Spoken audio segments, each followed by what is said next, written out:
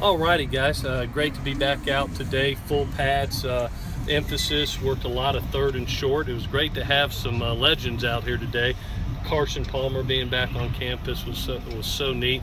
Lawrence Jackson, and always to have Coach Robinson out here sharing some time with us is always special. I think I gained something from him every time I see him, a little words of wisdom, which is awesome.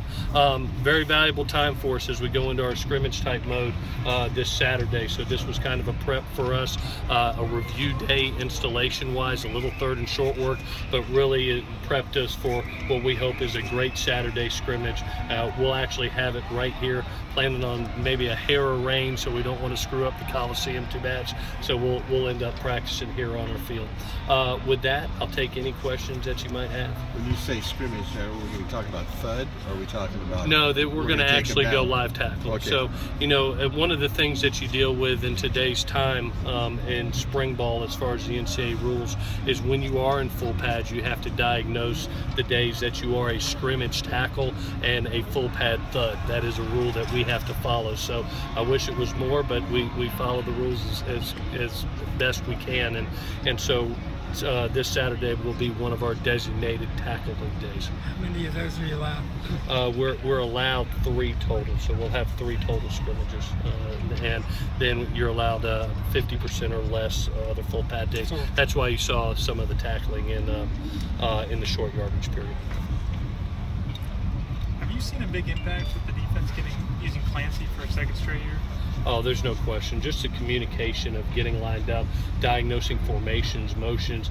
You know what I've been really impressed with thus far is how Cam and Jordan are getting everybody lined up. That was a key for us in these no-huddle offenses that you see in the Pac-12. And Mike Hutchings did a tremendous job of it last year. And now to have these 2 guys fill in that role, they've done a tremendous job. That consistency of staff, I think, is ultra important. And to have 9 of the 10 coaches remain on this staff, that consistency has been very, very important to us. And of course, being in the same system, basically offensively, defensively, and special teams, will go a long way.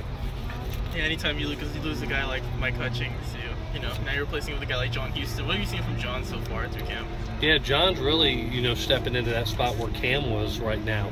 Cam was that dime backer for us interiorly, where Mike Hutchings was actually the Mike. So Cam has shifted over to the Mike, him and Jordan. That's allowed, John to step up in that role where Cam was last year, and he's doing a good job. He's always had the athleticism and the ability to track and get to the ball extremely quickly, and he's showing that right now. It's not perfect. He's not a finished product, but very impressed with where he's at right now. Past couple of days, Sam threw some interceptions, which is more than he does. Do you raise an eyebrow, or do you applaud the defense? No, I applaud the defense, and then try to educate Sam on what he saw and what he diagnosed. Those happen. That's why you practice, and so you can eliminate those when you get to live game time. But no, don't raise an eyebrow. Just educate him and pat the defense. It's good to see turnovers. We had 20 total turnovers on defense last year. It's a key emphasis for us this year to try to get. If you really want to average 2.5, 2.5 a game, you can't do that. We shoot for 3, but 3 a game, you'll be one of the top 5 in the country. Is he trying to do anything different? Because he never did throw interceptions in the past. Well, yeah, he threw some in games last year. I mean, in camps, he almost never did. Yeah, he's thrown some. He's been really good, but he's thrown a couple over the last 2 days, and it's something, maybe getting used to wide receivers, getting back and trying some new concepts that we're doing and looking at, and getting comfortable with. This is your opportunity to do that, and then hone them in, going into fall camp and going into season. Speaking of wide receivers, who's impressed you? I know we're still kind of early, but yeah, who's caught your attention? Well, the guys that have been there the majority of the time, the Deontay and Daniel Mortababy, obviously you jump out at you, but the guy I've been ultra impressed with thus far has been Velus Jones. Just his speed and his explosiveness. He seems to have created an explosion play each and every day. So very impressed with his start thus far. Is Uncle Cedric Ware hurt? Yeah, he got a little bit of a foot sprain, so we'll hold him. I doubt he'll scrimmage on Saturday. Hopefully, maybe we'll get him back for next week. What strides have you seen from Wole? I mean, him coming in as early last spring at the very beginning to now. Yeah. We were actually talking about it the other day. If you watch this practice last year compared to now, it's night and day. You look at basically a baby doe who's turned it into a big buck deer, and really just his sense of knowing what to do assignment-wise. I've always believed confusion creates hesitation, and he's such an athletic person. His power, speed, explosion. Now there's that confusion starting to be limited, and you really see his explosiveness off the edge. There's times that you see Chin on one side and him on the other, and that's a nightmare for quarterbacks and tackles because they're really coming off the edge and doing a tremendous job. As much talk as there is about the offense going forward, is this defense, do they have the potential to kind of carry you to get you started? Yeah, I'll be honest with you. Just going through these 5 practices right now, I feel personally like we have more work to do offensively right now than maybe defensively. I look up and three of the 4 defensive line are still there. You got an experienced guy with Cam. You're looking at all 4 defensive backs that were out there down the first team have played ball. 3 of the 4 have played a lot of ball.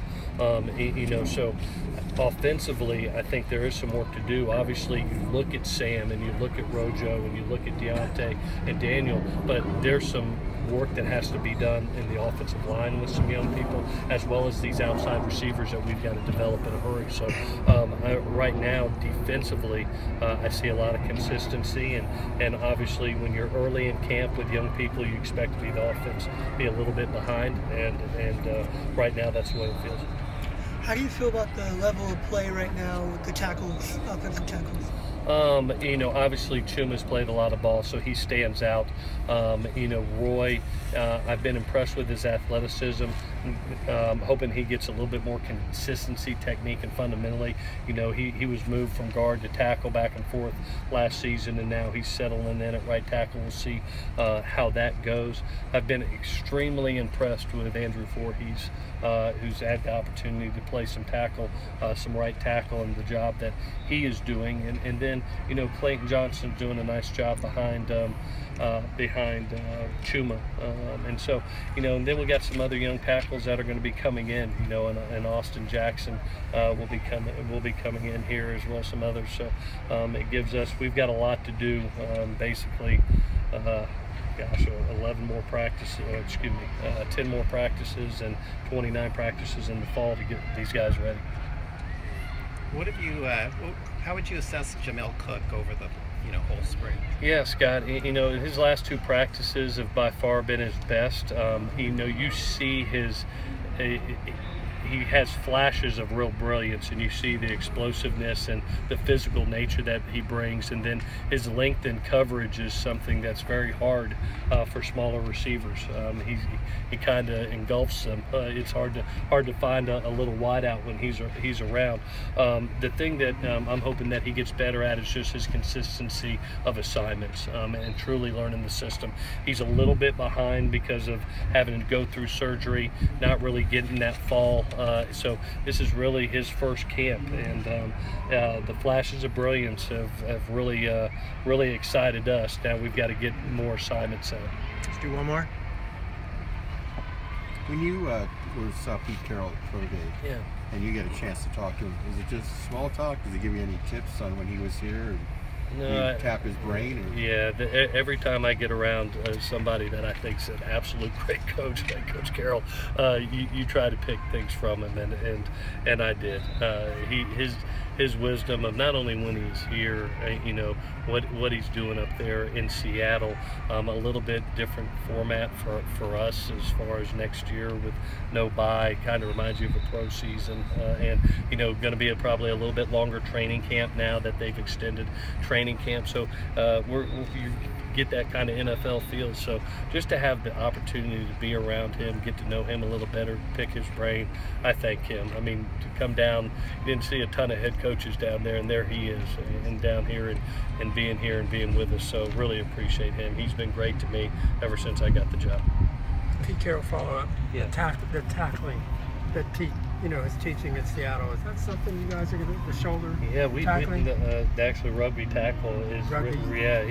The actual tape that they've put out the last 2 years, what Rocky said, has been really, really good, and something that you see right now. If you watch Ronnie do some of his tackle drills, you can see him doing it. So it's something that's going on not only in the league but in college. As we keep on getting even more safety, taking the head out of play, it's become a very effective method to getting guys on the ground.